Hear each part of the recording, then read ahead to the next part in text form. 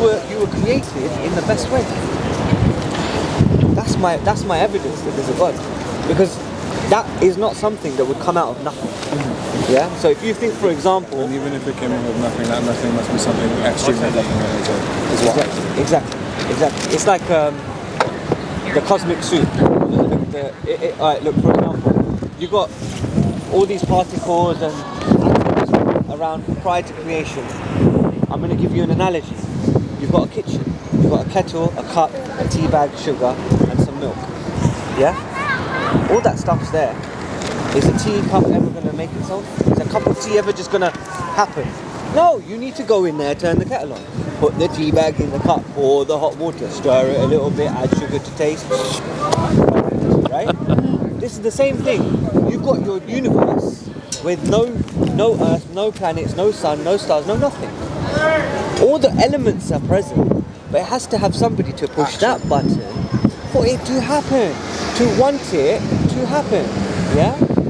It's not going to just happen. You're not going to have 2 sugars in your tea perfectly to taste without somebody thinking with a will, saying, no, I want 2 sugars. 1,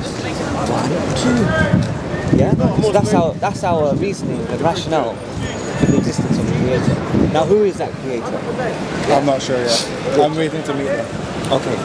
Look, that Creator is not part of this creation. If I create this table, I don't need to be part of the table to make the table. Are you with me? So God, we believe, as Muslims, we believe God created everything. Through His infinite wisdom, infinite power, infinite knowledge, and so on and so forth. We believe that God that created us has no beginning and no end. He was always there. Okay? God created this earth and He gave us certain knowledge throughout the time. After creating us, He gave us, it's like if I purchase a mobile phone and I go to the phone shop, I purchase a mobile phone, I open the box. The first thing I'm going to do is I'm going to look at the instruction manual. Yeah? Not anymore, but... Not anymore. Not anymore, but follow my trail of thought, the analogy I'm giving. The person who reads that instruction manual is going to operate that mobile phone the best. We agree on that, right? Like you've got 2 people, one doesn't read it, one reads it. The one who's read it is going to know, okay, I can't take it above a certain temperature. If it's too cold, it's not going to work like that, yeah? And so on and so forth. We believe God gave us, that Creator who created us, wouldn't leave us to our own devices. Because human beings left to our own devices cause chaos. Yeah? We cause chaos. We believe that Creator gave us a way to live, which will benefit us. Throughout the ages, throughout the times, God sent messengers to people. Unfortunately, because of greed, because of politics, because of various other human nature, those messages were corrupted. So the messages that we have from those other religions are not the same as they were revealed. However, I introduce you to the Qur'an. We have the Qur'an as Muslims. I'm going to skip a lot. As Muslims, we have the original manuscripts. We have the original versions of the Qur'an as it was revealed to Prophet Muhammad, peace be upon him, 1,400 years ago. Not only that, this Qur'an is memorized, internalized by millions of Muslims across the globe. Okay? You said you were invited to Ramadan. Last year? This year. This year. So you've never been before? Yeah. My Lord, you are going to be blown away. In the month of Ramadan, from the first day to the last day, Muslims recite the Qur'an from cover to cover. The Imam who leads the prayer, if he makes a mistake of a vowel, if he says a instead of u, or u instead of e, the people behind him will correct him. This is the level of our memorization and preservation of our text, right? So in this book, I'll show you. Sorry brother, what's your name? Nathan. Nathan, I'm Faisal. Nice to meet you. How are you? You okay? Oh, yeah, I'm just supporting my front. Oh, okay. No worries. It's just freezing there. So Yeah, you want to be rude at least? No, yeah. And I'm standing in the sun inside. That's fine. No worries. This is the book about which there is no doubt. A guidance for those conscious of Allah, of the Creator, who believe in the unseen and establish prayer and spend out of what we provided for them, and who believe in what has been revealed to you, O Muhammad, and what was revealed to those before you. and of the hereafter, they are saved. That is the Qur'an. It is a guidance for mankind. It is a guidance for those who pick it up and read it. This is the book. Two things. Go for it. One thing I do appreciate is the importance of keeping it to its original format, which is one of the things I found challenging with my journey through Christianity, because it moved from Hebrew into English and blah blah blah. To Greek and then English, you know. It moves so many. Yeah. It's still moving. Exactly. Whereas I found it interesting that it preserves specifically devoutly. Oh yeah, absolutely. The word devout only comes up when I think about it. It's like a good word, because when I think about it, you have to be devout about spirituality. No doubt. Yeah. No doubt. It's not a joke. So then my other question would be, you've spoken about the existence of good. Existence of Good. Okay. And God. Yeah. And this is, I'm still going to read this one way or the other. But I want to know what you think when it comes to evil. Do you think evil also existed, or evil was created? Evil is part of our life. Evil is part of our life. But it's our choice. Because even when you said when you leave humans to our own nature, we descend into chaos. Of course. So did we create chaos, or was chaos there? And so that's just my current trying to Chaos tap into, if you get what I'm saying. is part of life. You're given the choice. Yeah? You're given the choice. Do you do good or do you do bad? Like you see somebody hurt, fallen over, had a heart attack, cut himself, whatever. Yeah? Whatever it is. Are you just going to walk past, look at him and say, or are you going to stop? Let me call an ambulance. This is the same. It's evil. You could see somebody committing a crime. You stand by and watch. What are you going to do? There's a hadith of the Prophet Muhammad, peace be upon him, a saying of the Prophet Muhammad, peace be upon him, where he said, when you see an evil, try, and I'm going to paraphrase, when you see an evil, you should try and stop it with your hand, right? You could physically stop that evil. If you can't, at least stop it with your tongue. And if you can't, if you fear that you might get hurt, or you might, if you can't stop it with your tongue, at least curse it in your heart. Or hate it in your heart. Hate it in your heart, right? And that's the lowest level of faith, right? So, in terms of, to answer your question, yes, there is evil. Evil exists, yeah? It's there, but it's your choice whether you choose to allow it to happen, whether you choose to be an example of good, yeah?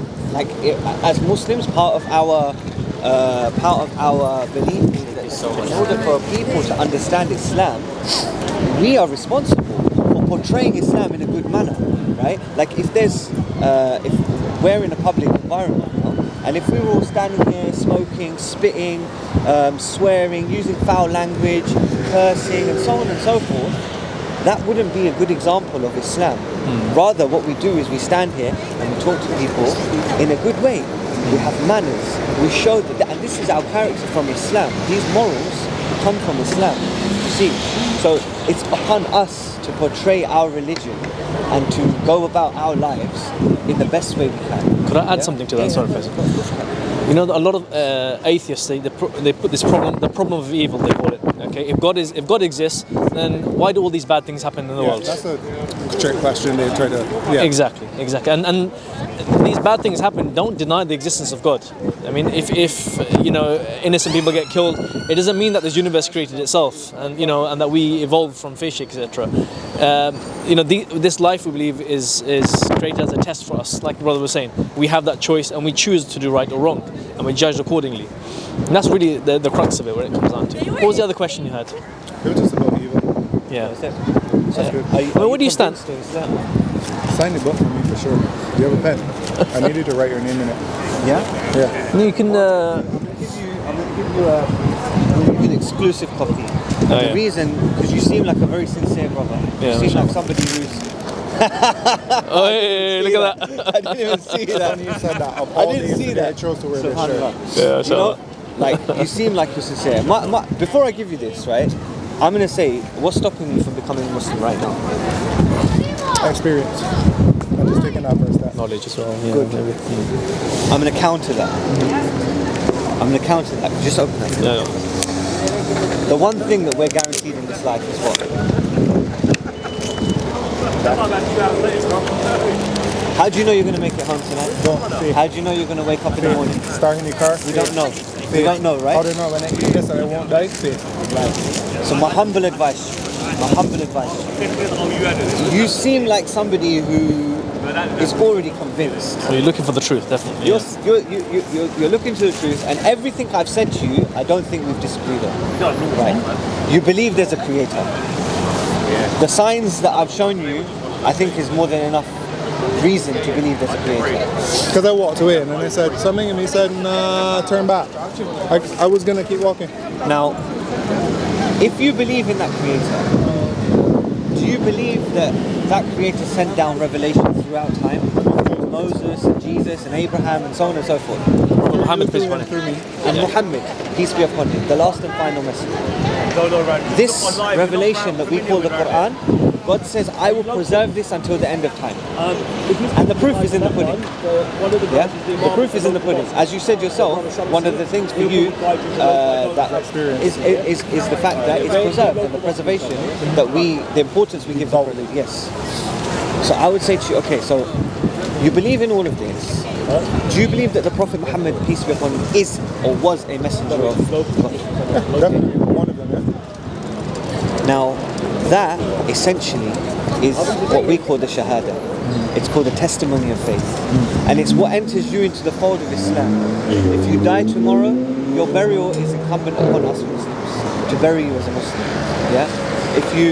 If we see you, it's incumbent upon a Muslim to greet you with peace. Assalamu alaikum. And so on and so forth. There's rights that you have over your Muslim brothers. The journey of learning will take you to the rest of your life. You'll never finish learning. Yeah? There is no end point, like I've achieved all the knowledge. It doesn't work like that, especially in Islam. Yeah? So what we would like to say, and what we say to most people is, look, if you believe, right, accept Islam. Once you've started that journey, then go on the road to knowledge. Now, no one can force you. Yeah? No one can put a gun to your head and say you have to believe. Yeah? That's my advice and my recommendation. You can turn around and say, brother, I want to go home and I want to take my time off. And that's totally fine as well. If you can guarantee yourself tomorrow as well. And that my point is, if you can guarantee yourself tomorrow. Yeah. Thank you. No problem. Nathan, would you, I mean, the brothers, he's beating around the bush, but would you like to become Muslim?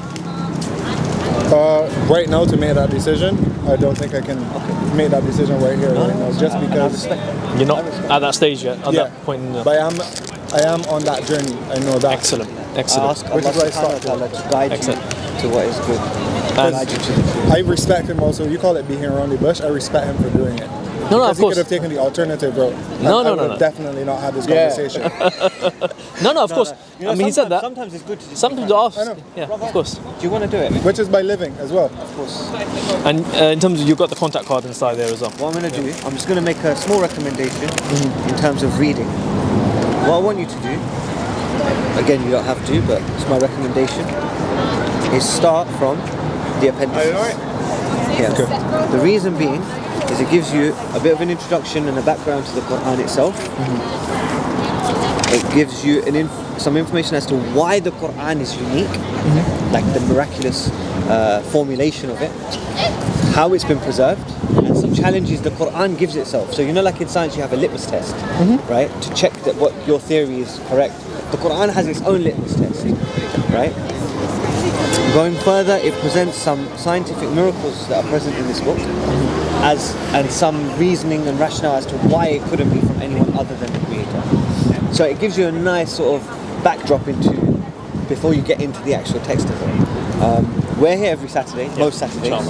We've got our contact details on here. We're on Insta, Facebook, YouTube, Twitter. Instagram's the best one for. I'm more than happy to give you my contact details as well if you want to ask me directly. I'm going to find you again in life. I trust that. I know that for sure.